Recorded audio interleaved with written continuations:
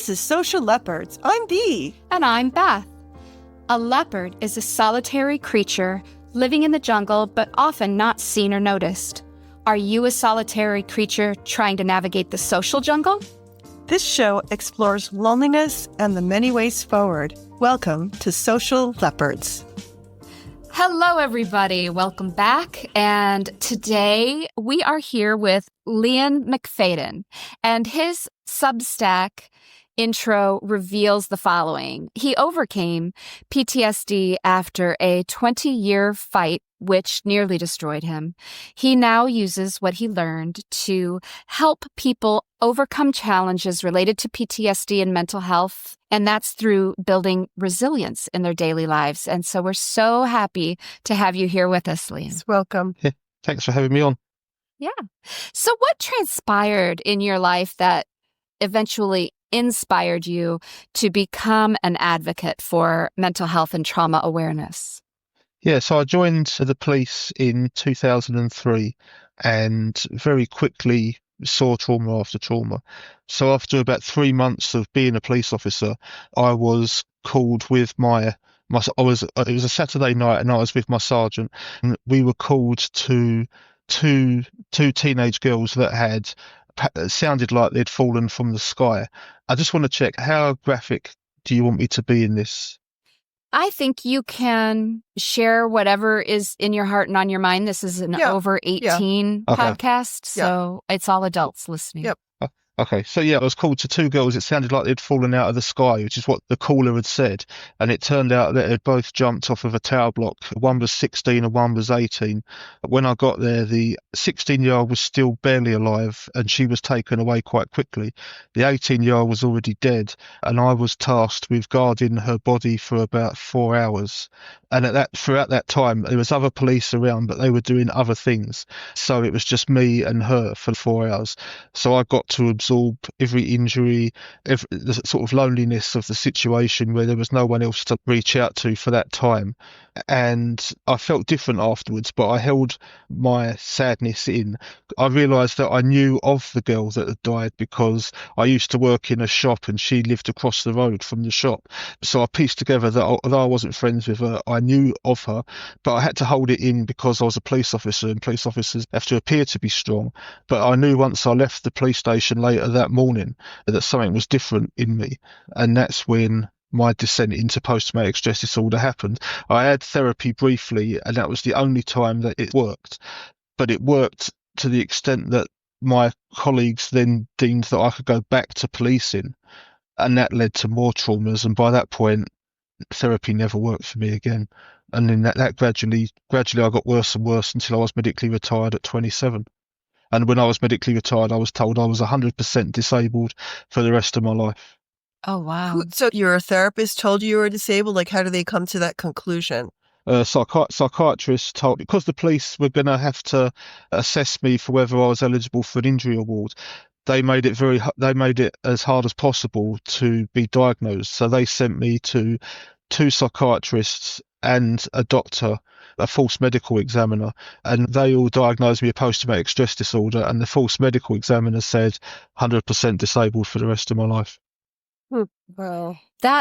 It sounds like over time, and I'm just assuming this, so please correct me if I'm wrong, but Sure. I would assume that as the traumas start to layer one upon one another, that becomes very isolating as perhaps a coping mechanism. Can you explain that a little bit about that time in your life when you were trying to keep going and you realized that you were just adding to the problem?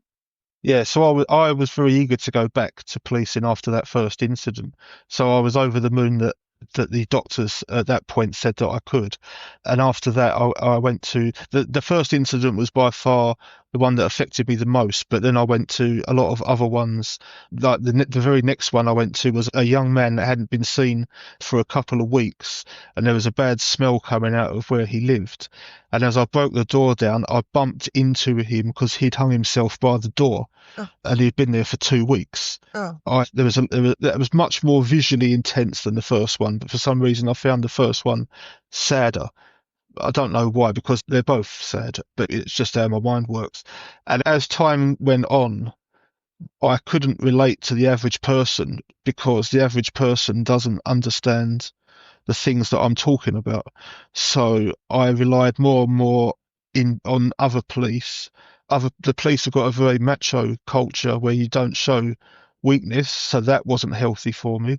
For a while, I was drinking too much to try and cope with the pressure, and then eventually, when I was medically retired at 27, hardly any police kept in contact with me, and the ones that did gradually didn't, because I suppose there's only so many times you can phone someone and ask them to come out and they don't want to come out because I could barely leave my house.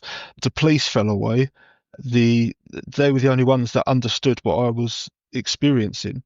So at that point, I had no one that really understood. My mum and my partner were lifesavers and really stepped up and helped me, but they've never suffered these sort of situations. And so I've lost the only sort of support network that I had that understood, that had been in the same situations. So, how did you eventually start getting yourself out of that PTSD? What was the thing that made the most difference? The first thing? Yeah, as well as PTSD, I then was diagnosed with schizophrenia, and I was also diagnosed with depression. I managed to overcome that thanks to, the main thing was medication that helped me overcome that.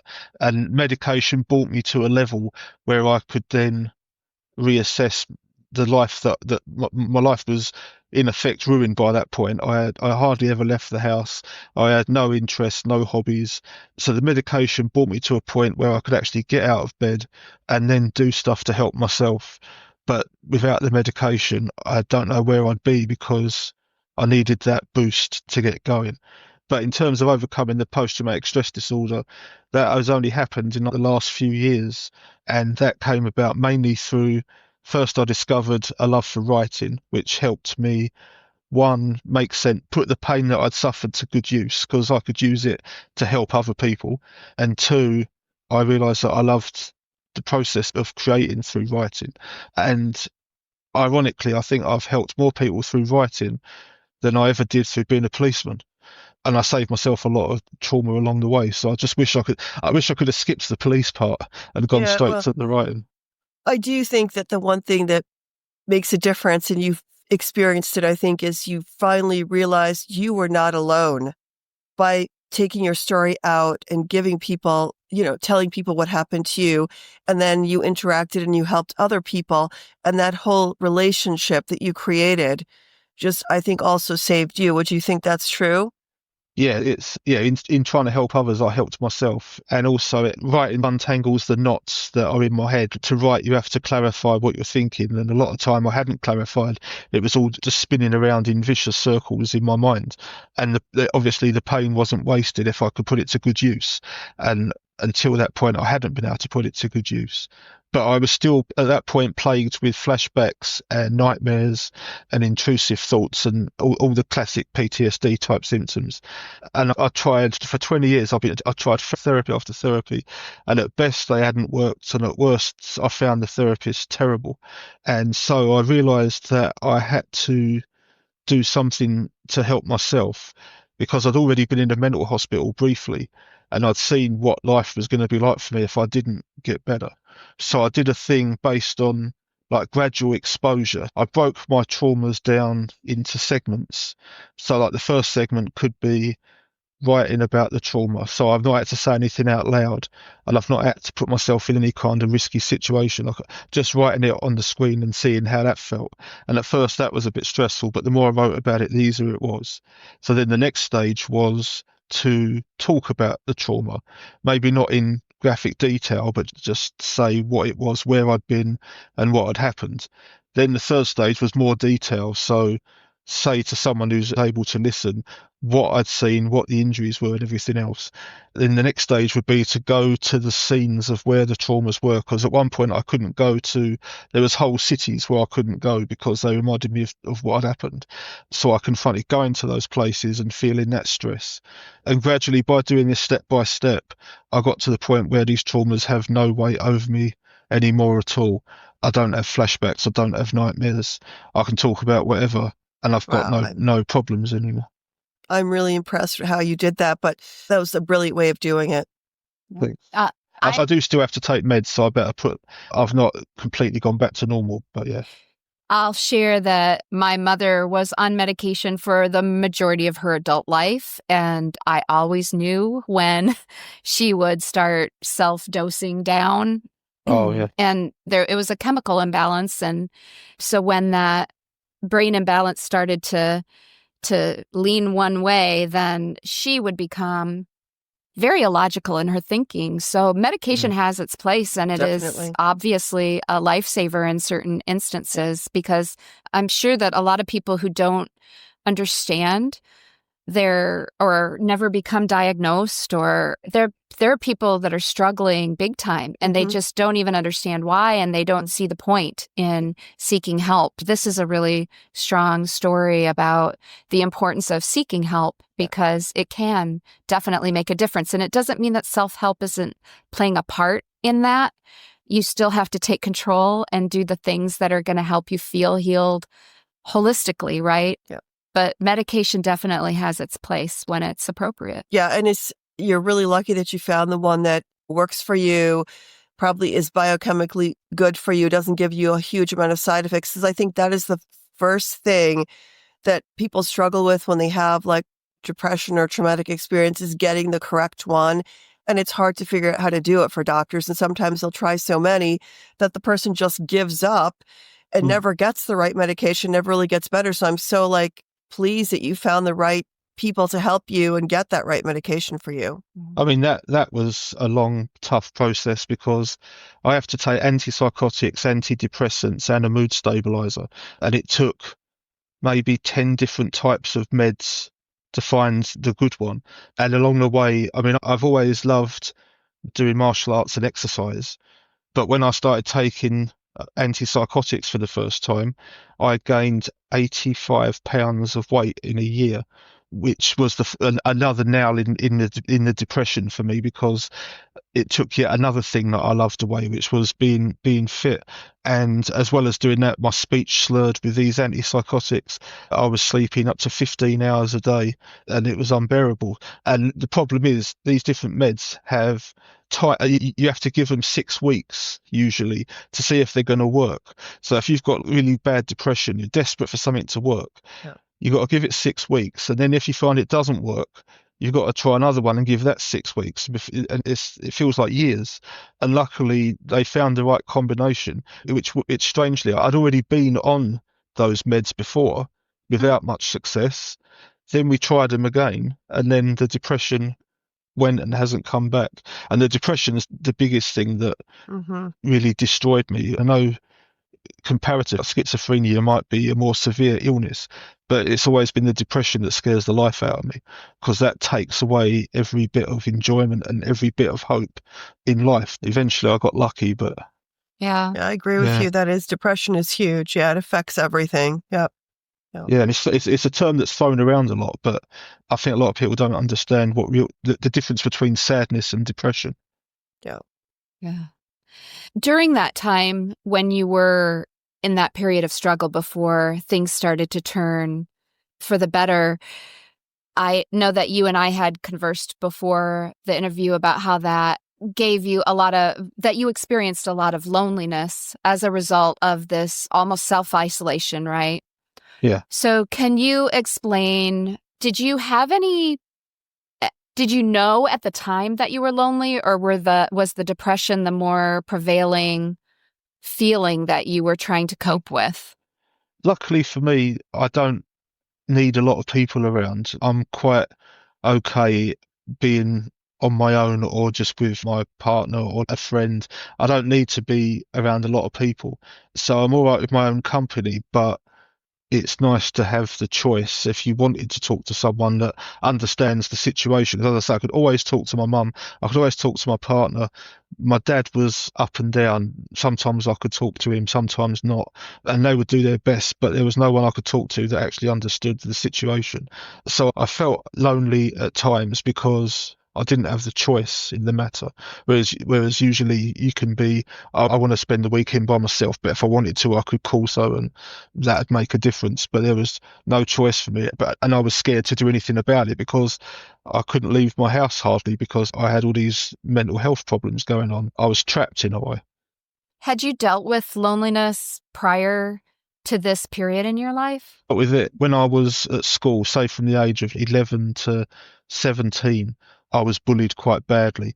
I never liked sports, so I was a bit overweight. People made fun of me they would make fun of anything they could physically. They would kick me, punch me, spit on me. And it went on all the way up until, because here we finished school at 16, and then we've got the choice if we want to go to college for a couple of years, and then at 18 we can go to university. So college and university are a bit different from what I understand it is like in America. So when I got to college, I thought this will be the chance to reinvent myself. I won't put up with being bullied anymore. But it started again, and that's when I realized that it's not my fault, but it's my responsibility to do something properly about it. And that's when I started doing martial arts. I did karate, I did boxing, I did weight training. I ended up fighting back against the bullies. And by the time I went to university for the first time, I felt confident and I had friends. But up until then, it was horrible. And at that point as well, if I'd go home and talk about the bullying, my dad would get frustrated that I wasn't fighting back. He wanted to take me to boxing classes long before I could conceive of such a thing. So in the end, I felt like I couldn't tell anyone at home. And I tried telling teachers at school, but one of the teachers at school was actually joining in with the name calling. My. Yeah, so there was no one to turn to about that, really. Yeah, so things have changed so much, luckily, in our schools. And I'm sure, too, where you live with bullying is they take it very seriously, and it's pretty much cut off very quickly. Gosh, I'm so sorry you had to suffer, but I think you really found a great way of coping. I admire, again, with the sports and just being stronger, and I'm glad that you were able to stop it finally. Yeah, there's a lot of people that balk at the idea that I say that it's my responsibility to fix the situation. They feel like I'm saying it's my fault, or if you're being bullied, it's your fault. It's not your fault, but the cold reality is that that you will have to do something about it. There's help you can get, but it still stops with you, how you accept being treated by other people, and that takes a lot of guts to stand up in that way. Yeah. Yeah. Do you think that had any bearing on your desire to become a police officer at the beginning of the story? Yeah, I think it was 100% the reason, because I always doubted myself physically. So I did martial arts, and I was thinking, yeah, but it's still in a controlled environment. I don't like bullies. So how can I test myself physically and stand up against bullies and help other people if I can? And I came to policing, and in the police, I had a chance to test myself physically. I had a chance to deal with the sort of people that bully others in society. Not as often as I'd like, but occasionally I got to help people. So yeah, but if I hadn't have been bullied, I would never have had the desire to do that, I don't think. I'm glad that you decided to use that for a positive, because I think you could have also just decided to just become a bully too and just get back at people. So what a great way to just get out of that and do something great with it. Yeah. Yeah, I did fear that at one point I could unwittingly become the bully, because I'd become intolerant because I couldn't take any perceived insult would remind me of being bullied. So, and because now I've become stronger and bigger, I would respond always confrontationally if I thought that people were even any perceived slight. And then I realised, hey, over the way, you've become quite intolerant. And this isn't any good either. The pendulum's gone too far the other way. So let's bring it back. Being self-aware enough to know that we've got to come back to the middle again. So at some point in this journey, there was something that happened. So what was the catalyst or the reason that it suddenly turned from self-preservation to wanting to help others? You mean with the trauma? Yes.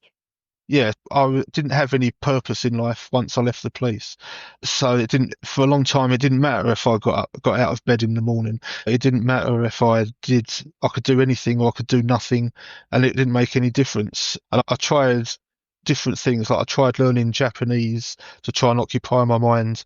That was okay for a while, but it didn't really fulfill me. I tried a volunteer job, but unfortunately, that was right in the middle of the area where I used to police, and that used to really.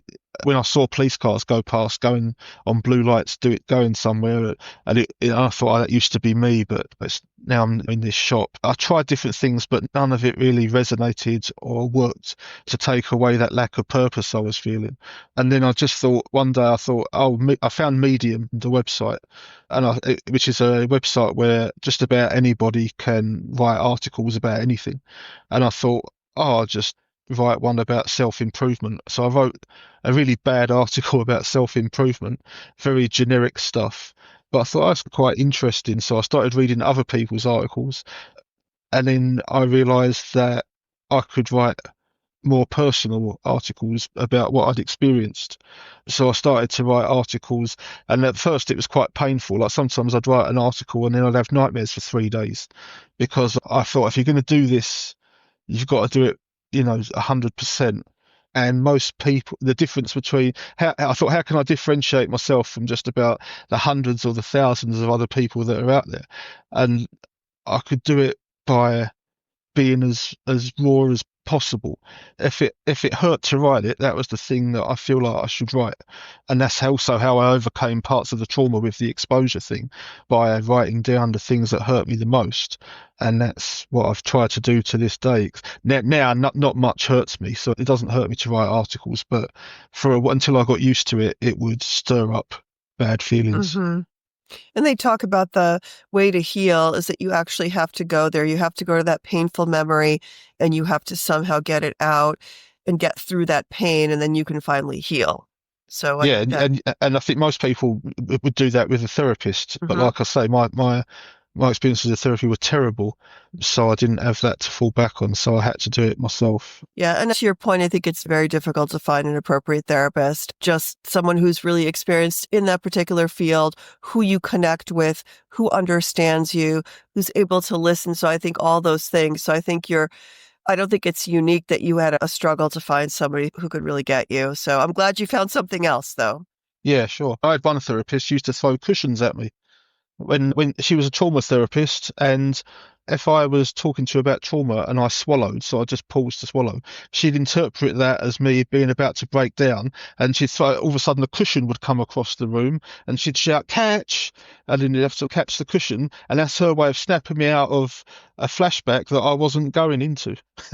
And yeah, that was just one experience. That's almost that along that somatic, just shock and reset type of theory in rebooting your neurology, your system, so that you can become objective again. And so that probably does stop that pattern in your brain and allow you to snap back and refocus. But it's fun. She was doing it when you weren't even going there. I mean, I had a lot of experts predicting very quick cures for me. So I've been diagnosed 100% disabled for the rest of my life, and then from that point on, everybody was promising to cure me in 6 weeks. And then when they found out they couldn't do it so quickly, they gave up and on to the next one, because that's what they'd settled on. We can cure you in 6 weeks, and then you'll be one of our success stories. Because they told me their past success stories, so I would have then been one of theirs. And then when it didn't happen in 6 weeks, and it looked like it'd be harder than they thought, off to the next one. Wow. Yeah. So I can imagine that a lot of people who would be listening to this episode are undergoing some other experience that may not be exactly the same, but they are seeing it's resonating, and it's something that I think a lot of people can draw some parallels from as they're listening. The story of what brought them to a point of pain or a feeling of not feeling resilient and struggling with some of this. I think that there are a lot of people who would be like, yes, that's me. And so if you were talking directly to someone who didn't know what to do, where do they start? What is the thing that you could say that is your nugget of wisdom about how they start down a path towards healing and finding resiliency in their life? So it would definitely depend on whether the issue was mental health, or loneliness is part of mental health, but mental illness or loneliness in its own right. So if they're experiencing loneliness, then I would say that the gradual exposure thing that I was doing is a good way to deal with it. And I got my gradual exposure theory from an author called Jeff Thompson. And Jeff Thompson was also bullied in his life, and his way out of it was to become a nightclub bouncer and a martial artist. And he got in many violent situations, but the point that helps other people from him is he devised a thing called the fear pyramid. And the fear pyramid, at the bottom, you put the fears that you've got, that although they upset you, they're the easiest to deal with. And then the next level up, harder and harder. So by the top is your biggest fears.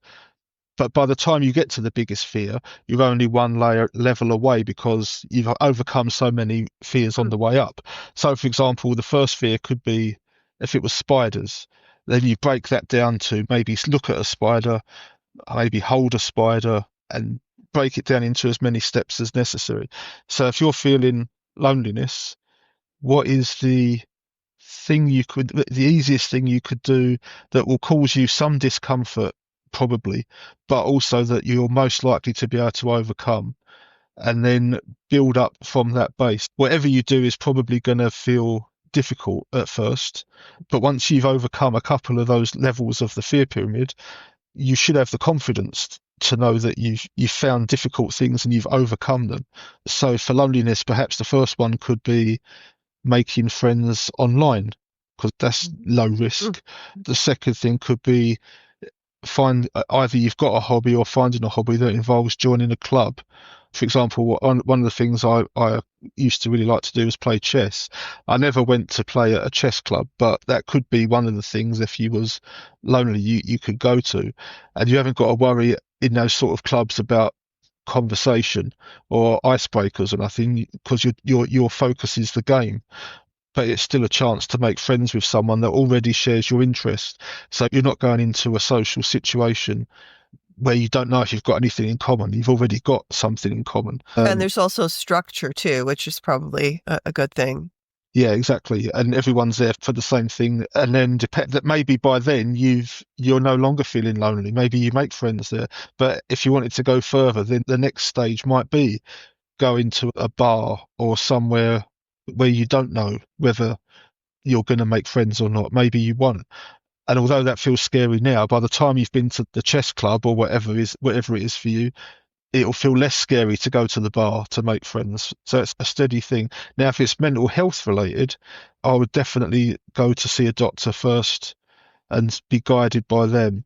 And I would, depending on how severe it is, definitely don't fall for this stigma against medication. Medication could be the thing that takes you to a level where then you can look at lifestyle things like the fear pyramid. But there's a lot of hatred against medication out there, and it probably takes a lot of victims because they feel there's a stigma attached to it. And that's the thing. One of the things that I try and hope to overcome for others is you should take what you have to take. There isn't this stigma about physical illnesses when you take meds. So why is there about mental health? And then after you've done the medication, maybe you can go on the fear pyramid for that as well. Yeah. And I think people are going back to what you said. Why is there the fear of mental health? I always think it's the thing that you said in the beginning, that people still want to appear like they're strong. They don't have a problem. And they think people are going to still judge them if they ask for help or say, yes, I'm struggling with mental health or something. Yeah. And there's a lot of toxic positivity, especially around, like, one of the things that someone might say is, why are you not trying harder when you've got mental health conditions, when such and such a person has got cancer and they're running a marathon next week? And it's what about, it's quite okay if you had cancer to cry. You haven't got to keep on this toxic positivity that's expected of people. It's okay to be vulnerable, and it's okay to not be okay. And depression is like I've seen it said that depression is like a cancer, but of the soul. And you can't compare different illnesses. And when people say, "Oh, why don't you do more? You've only got depression. That person's got cancer." That's because they think depression means that you're having a bad day, or that you're feeling sad, or they don't understand the true nature of these problems. Mm-hmm. When it comes to trauma and PTSD, and you're out there advocating and sharing your journey and some of the positive reminders about things being okay, are there some common misperceptions that you encounter out there? You write on Substack and Yeah, you have a newsletter and a little bit of a community, right? yeah. So I are get there misconceptions out there that you have to debate healthily Yeah, with? so when I talk about recovery from schizophrenia, I get a lot of people telling me in messages and things, either the nice ones say to me, or the kind of nice ones say to me, you haven't really recovered from schizophrenia because you can't recover. And I've had the other ones calling me a fraud and saying that I'm peddling false belief for people. I don't know why they think I'm a fraud, because I don't get much money from doing all this stuff, Mm-hmm. but they say that I'm peddling a false belief that you can recover. But to me, the fact that I take medication, what I mean by recovery is, yes, you have to take the medication for things like schizophrenia, but there's a lot of social things and lifestyle things you can change to live a much better life. And if I don't say that I'm cured of schizophrenia, but I think recovery and cure are different things. So that's one misconception, is that I either knowingly or unknowingly am using the wrong terminology. I get accused of. I get some police abuse because a lot of people don't like police, so they'll say it's your job. You should have, what did you expect, and all that kind of stuff. And I get some people attack me because they've obviously got mental health problems. So I've had people say to me that I'm the voice in their head that's destroying them, or something very bizarre schizophrenia type theories, and reporting me to Substack Oh for my. being the algorithm that's destroying their life and stuff like that. But I knew these kind of people would come along because recently I've grown quite quickly. For me, it's quite a big jump when I've had 700 new subscribers in the last month. And the more people that I reach, there's going to be more trolls and more seriously ill people, because that's just the way that it gets. But the majority of comments I get are very nice, a few here and there. I kind of stumbled upon your Substack account, and I think what drew me personally was that you were talking about it's okay to feel like it's hard to be vulnerable, but it's okay to be vulnerable. And, you were talking both sides at the same time, where it's okay to feel not okay, but I hate that term, right? But then you followed it up with something else that was more, hey, this is part of the process, or you always seem to be able to word things in a way where Mm-hmm. you're giving hope at the same time that you're affirming Mm-hmm. the pain that someone is feeling. And I think that's probably, if I had to make a wild guess, Mm-hmm. part of the reason for your growth is because those messages are so important. Oh, you're not just throwing a positive affirmation at me, you're acknowledging what I'm going through at the Mm-hmm. same time. And that's so important to Mm-hmm. not try to gloss over with some happy joy comment because it's just not that simple. Yeah, I definitely didn't want to be known as the toxic positivity kind of feel good stuff. Mm-hmm. And like, one of the things that I've often said is that a lot of people might say, "Oh, I've recovered from whatever it is and I'm stronger than ever." And I always say, I was strongest before all this happened. I'm stronger now than I was when I first got ill, but I'm nowhere near as strong as I was before I got ill at all. There's nothing positive about the struggle for 20 years with post-traumatic stress disorder, apart from the fact that you've managed to recover. But it's not, some people will try and give it some sort of like spiritual significance, or maybe they say that people with schizophrenia are the ones who see the world as it really is. I don't believe in any of that stuff. I've made the best of a bad situation that I wish hadn't happened in the first place. I haven't become a stronger person because of it. Any strength I've still got is in spite of it. I want people to know that they can recover, but it's not an easy path, and therefore it's best if you don't feel alone. And it's the not feeling alone part that I try to get Yes. across in my Substack, is that you can do it with other people that know what that's like. And I think that's in any situation. I think I said that before we were just talking. I made that comment that, yes, in any situation, as long as you don't feel like you're alone, you can make it through and find a way. And I think I'm going through my parents' end of life kind of stuff. They're both on hospice. And I think right before I had the hospice, before I got them back at home, I was feeling extremely stressed and very alone because I didn't know what I was going to do. I'm the only one really that takes care of them. And when I finally got the services there and I got more people to talk to and great friends like Beth, who's been through that, I started feeling so much uplifted and better and less stressed because I knew I am not alone. I've got people to help. I know what to do now. But yes, and that makes a huge difference in your life. Yeah, and some of the advice I got when I started off writing was that there's two ways you can try to reach other people through writing. One way is to be like the leader, so you're up the front giving advice and telling people what to do. And the other way is to be a guide, which is you're still figuring stuff out yourself and you're walking alongside the other person. So you're not the leader, but you're guiding them along. And I much rather prefer the guide because I'm still figuring it out as well. I've got no formal qualifications in any of this stuff. So whenever anyone asks my advice, I always say I am not qualified in anything, but these are the things that worked for me. Maybe they can work for you too.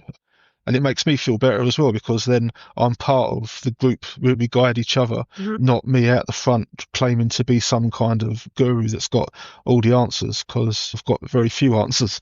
I just know what has worked for me. And I love your LinkedIn posts. I like the one about people who are impactful. It was very well written. It was very concise, and it really resonated with me. The tips that put in there about being cognizant of boundaries and time management and listening and being intentional. Those are such relevant and good things. And I think about that all the time, about people that really don't care about my time. And am I that person too? And how can I be better at being a person of impact? So thank you for that.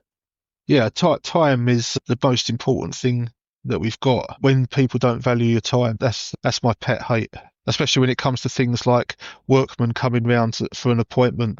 You wait in all day for them to come, and then at the end of the day they say they're not coming, and things like that really Yes. yeah, it really gets to me. And podcasts, like if you was going to do a podcast and the guest didn't show up, how infuriating it must be. Yep. Yeah.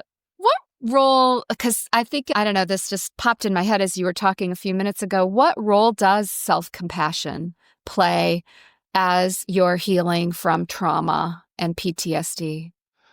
Well, one of the biggest things I noticed is that some of the ways that I would talk to myself were disgusting. It was like, would I talk to anybody else the way that I'm talking to myself? Exactly. And unless I really hated them, the answer was no. There's no. I always say now that you should speak to yourself like you'd speak to a best friend. And if you knew someone that was really struggling and couldn't get out of bed, would you stand at the side and berate them and call them useless and weak and pathetic, or would you try and understand and come up with some answers as to how they could feel better? And I think depression as well. Depression is like, it puts you in a prison that you've made for yourself, and you're like the cruelest guard. And part of getting out of depression is relearning how to talk to and about yourself in a positive way. And it's not arrogant to be positive about yourself. Some people are afraid that it is, But when I was talking earlier about from bullied to bully, I feel like the middle ground again is where it needs to be. So you've got no confidence, arrogance, and then in the middle you've got just normal confidence. And that comes from being able to speak to yourself in a positive way. Okay.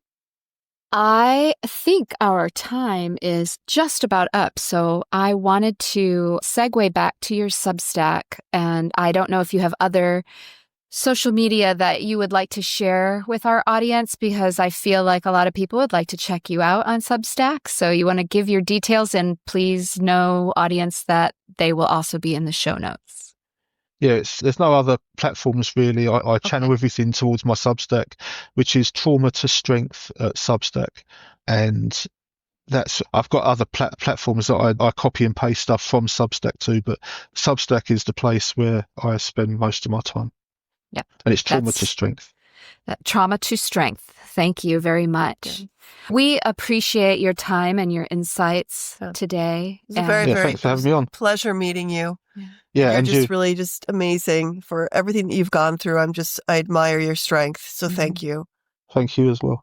Yeah. And I think I look you up at least once a week just to see what you've posted recently on Substack, because I just find it to be meaningful and relevant. And it doesn't even, some of the things that you post don't even have to do with, they're just resiliency oriented, and not so much that not everything that you write is specific to a certain struggle. It is just uplifting in many ways. Yeah. Agree. Highly recommend. Thank you. All right. This ends this episode of Social Leopards. Everybody, see you next week. See you next week. Have a great week. Bye. Hey, Social Leopards. Don't slink back into the jungle quite yet. We have 2 important messages to share. First, remember to like this episode, drop us a comment, and if you haven't done it yet, follow this show or subscribe to our YouTube channel. You can reach us on social media. You can also email share@socialleopards.com to contact us privately. All links are in the show notes. We love and appreciate hearing from those who listen to the show. Second, we want you to know that this show is not intended to be a replacement for professional therapy.